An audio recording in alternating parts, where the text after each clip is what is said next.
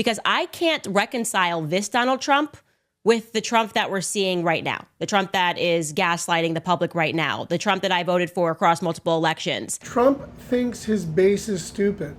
Those aren't comments from an MSNBC host or the Midas Touch people. That's from Candace Owens. She is a leader, or long been a leader, in the MAGA media sphere, who are suddenly in revolt over Trump's handling of the Epstein files. It seems like you think your base is stupid.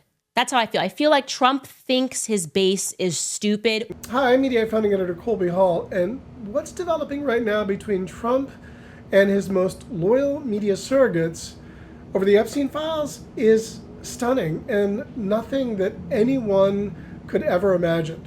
Let's go back to this weekend when, during the Talking Points conference of conservative students in Tampa, Florida, a lot of major media voices in the MAGA world were openly talking shit on Trump's handling of the Epstein files. Satisfied with the results of the Epstein investigation? Clap. Get to that. How many of you are not satisfied with the results of the investigation? This is the first big scandal, I'd say, of the Trump administration that's on Team Rational. And it's not adequate to say anyone who asked them is somehow desecrating the memory of little girls who died in Texas. I'm not going to put up with that answer. I don't care who gives that answer. Trump apparently became aware of that and posted on Truth Social basically telling his followers to stop talking about Epstein. He also floated this idea, bonkers conspiracy, that the Epstein files were a conspiracy, but they were the work of crooked Hillary and James Comey and Obama and Biden, which flatly makes no sense. But it was clear he was telling his supporters, stop talking about this. And some of the most loyal participants obeyed that. Fox and Friends, and mostly Fox News, have largely ignored this story. Charlie Kirk, who hosted Talking Points USA, took the bait. Epstein. Honestly, I'm done talking about Epstein for the time being. I'm going to trust my friends in the administration. I'm going to trust my friends in the government to do what needs to be done, solve it, balls in their hands. But let me just say this again. Everyone knows my opinion about the Epstein thing, the messaging fumble. I would love to see the DOJ move to unseal the grand jury testimony. I think that would be a big win. I would love to see that. And I'm going to trust my friends, Kash Patel, Dan Bongino, my friend Pam Bondi, all these guys. I'm going to, Todd Blanche, I'm going to trust them to solve it. Balls in their court. I think that there was plenty of, let's say, speeches that were directed towards this topic this last weekend. And there were, up and down the roster. It was the dominant topic of conversation amongst virtually all the speakers that I heard. That's Megyn Kelly agreeing with Charlie Kirk there and saying, yeah, that's what everyone was talking about. And then she made a larger point about, no, that's not what we're supposed to be doing. But I'm just saying, journalists, people like me who do consider themselves as journalists, you have an obligation not to just trust. You kick the tires. That's your job. You approach all stories and everything fed to you by an administration official, like them, love them, respect them, trust them or not, with a hefty dose of skepticism. And you drill down and drill down and drill down until you think you've actually captured the story. That's what we're going to do. Well, guess who changed his tune? Charlie Kirk. He posted a 10-point plan for how the Trump administration should handle or talk about these Epstein files. And then he made clear what he really meant on Monday when he said he was going to stop talking about this. All we said was that we talked about it a lot over the weekend, and we're going to focus on other stories. And we talked about it a lot at the Student Action Summit, and your voices were heard. Our voices were heard. So this is what I said yesterday. And let me be clear. I'm not trusting the government. I'm trusting individuals that you too also trust. You guys are all fans of Dan Bongino and Kash Patel. We are trusting that they heard you, they heard me, and they are working to fix this. The grassroots pressure on this is enormous, and they are hearing your voice. Trust me, all throughout the digital world, it is enormous. And I would love to start to see some material progress on this. He went from trusting the government, not talking about this, to wanting to see some real progress. Why? Because his audience have spoken, and he's more obligated or wants to appease his viewers than he does appease Trump, which is a really dangerous precedent right now for the Trump administration. And it shows that perhaps Trump has lost his mastery or control of giving the MAGA base what they want. Because right now, they are not getting what they want from Trump. And this is a split that we haven't seen ever before. Trump was asked about this yesterday on the White House lawn, and he reiterated again how this is a hoax that was cooked up by previous administrations designed to get him down, which again makes zero sense. And I would say that, these files were made up by Comey, they were made up by Obama, they were made up by the Biden, we went through years of that with the Russia hoax, with all of the different things that we had to go through. We've gone through years of it. Epstein was arrested under Bush. He was charged by Merrick Garland. And a lot of this happened under the Trump administration, the first administration. So the idea that this is a conspiracy, a political conspiracy designed to take him down, just makes zero sense. And thankfully, even Trump's most loyal followers, they're not buying it. They think it's a cover-up. And I don't know that I am ever going to be able to forgive Trump for making me do what I'm about to do. The unthinkable. I am going to have to defend Barack Obama. I can't believe this. That's how bad the fallout is right now over Jeffrey Epstein. That's Candace Owens calling bullshit on Trump saying that this was on Obama. And then she put in clear terms just how bad this is getting for Trump. And Trump seems to be hitting rock bottom in terms of communicating on this particular topic. And I'm looking back and I want Covfefe Trump back, Covfefe Trump back. That guy seems to be gone. Also, you guys, I'm kind of worried about Tucker Carlson's life. Candace Owens is probably the most vocal and harshest on Trump in a show that she put out yesterday, about an hour long.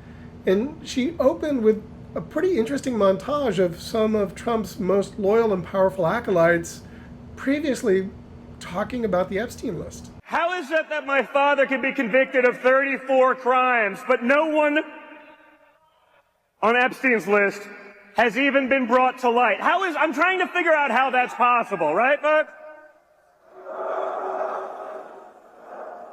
It's almost like they're trying to protect those pedophiles for some reason. I can't imagine why, right?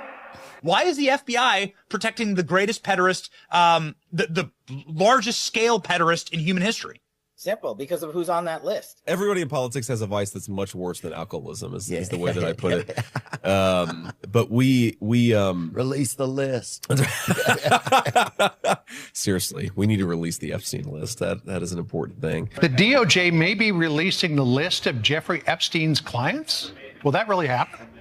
It's sitting on my desk right now to review. That's been a directive by President Trump. In this case, in Epstein's case, it is incredibly disturbing.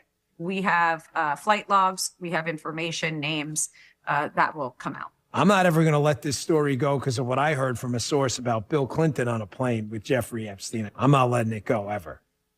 Ever. Are you still talking about Jeffrey Epstein? This guy's been talked about for years. And Candace Owens is openly laughing at Trump for what he said just there. And then she said the thing that's on everyone's mind. All of these people are in power now. All of these people could certainly release the quote unquote list. Is it exactly a list? Is it a network of contacts? Is it video footage of people that committed crimes against children? We don't know. And we may never know, which is leading some people to ask the question, like, is Trump actually in the Epstein file? Again, couldn't have said it better myself. This came up again on Wednesday during a Oval Office press gaggle, and Trump made clear that he is displeased with even members of the media MAGA sphere. This came up again during a press gaggle in the Oval Office, and Trump made very clear that he is not pleased with how the MAGA media sphere is covering this. No, it's I call it the Epstein hoax. It takes a lot of time and effort. Instead of talking about the great achievements we've had, instead they want to talk about the Epstein hoax. And the sad part is it's people that are really doing the Democrats' work. They're stupid people. Stupid people. He's basically saying Candace Owens, Charlie Kirk, Megyn Kelly, anyone who's basically asking these questions about the Epstein files, they're doing the Democrats' work and they are stupid people. That's stunning. That's a riff that will not go over well with Megyn Kelly, Charlie Kirk, Tucker Carlson, Candace Owens. It's going to get a lot worse before it gets better here for Trump. Because I can't reconcile this Donald Trump with the Trump that we're seeing right now, the Trump that is gaslighting the public right now, the Trump that I voted for across multiple elections. The Epstein scandal is definitely terminal cancer to Trump's MAGA movement. There's no question about that. Terminal cancer to the MAGA movement. That in order for Trump to get out of this is how bad it is, in order for him to actually make the MAGA base forget this, like potentially move on from Jeffrey Epstein, he would essentially have to come right out and repeal income tax in the United States. And then we would be extremely happy. Everyone would be very happy. And then we'd go, actually, thanks, Trump, but we still remember the Epstein scandal and we want the list. That's how bad it is. There's just no making anybody forget about this Epstein scandal. It's a major fumble. And I want to be very clear, Trump's team knows that. I think Trump's team does know that they are in a bad way and they are panicking.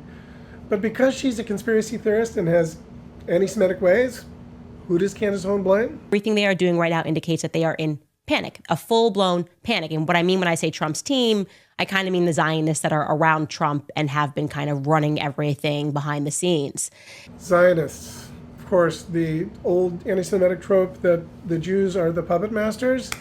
This is where Candace Owens loses a lot of credibility because she should know better, but she doesn't seem to. We're not saying that you're guilty, but you are right now guilty of gaslighting the public. We're not saying that you are in the files. And again, I would like to stress, I certainly don't believe that. But it is very clear that you are not calling the shots on the Jeffrey Epstein debacle. And you're essentially being used to try to control the public reaction to those files not being released. So Candace Owens makes clear that she doesn't think that Trump is necessarily in the files, but he's part of some craven cover-up. And again, what is happening now is it seems like you think your base is stupid. That's how I feel. I feel like Trump thinks his base is stupid. And who exactly is failing Trump? Well, it's the people who he appointed in places of power in his administration who just so happen to be never Trump. Or, again, because I don't think he's pressing send on these messages, the people around him certainly think that Trump is stupid. And that shouldn't surprise you, given the fact that all of these people were never Trump. They were never Trump. Trump is surrounded by people who hate him and have infiltrated his base. And they think, as they thought that Trump was too stupid to be president, that his base is too stupid to see through the lies that they are telling right now. And then she lands finally on the reason behind all the sort of foreign policy and war of late. It's all designed as a distraction. And so what are they going to do? What is the last thing they're going to do now with the Epstein stuff while we're still reacting to it? Oh, Operation Just Give Them More War. Yeah, war as a distraction. Never mind. We can't talk about Epstein because, guys, guess what? Look at this headline. Trump announces an aggressive, or Trump is to announce an aggressive Ukraine weapons plan. Yeah, he already indicated that in that same press conference that there's just going to be more weapons sent to Ukraine. They're going to attack Russia. We're just going to have a world war and another reset, I guess. So you guys just stop talking about Jeffrey Epstein. Stop talking about Jeffrey Epstein. Again, this is Trump's message, and he's calling out his biggest supporters as being stupid people. Stop talking about Jeffrey Epstein. I'm sorry. This is what Trump wants. This is what he's directed his biggest supporters in MAGA media sphere to stop talking about this, calling them stupid people. Well, guess what?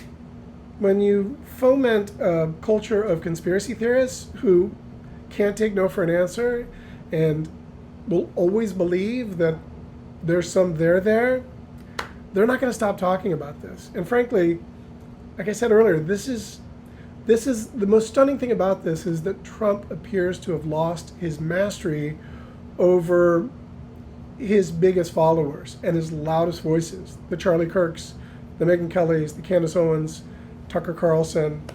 Fox News so far has largely obeyed his order to stop talking about this. Bret Baier covered it briefly at the top of Special Report on Tuesday night, but other than that, the opinion shows have largely kept their powder dry. I wonder how long that will last. Again, I'm Mediaite founding editor Colby Hall. Please click the like and subscribe button for more videos like this. Thank you for watching.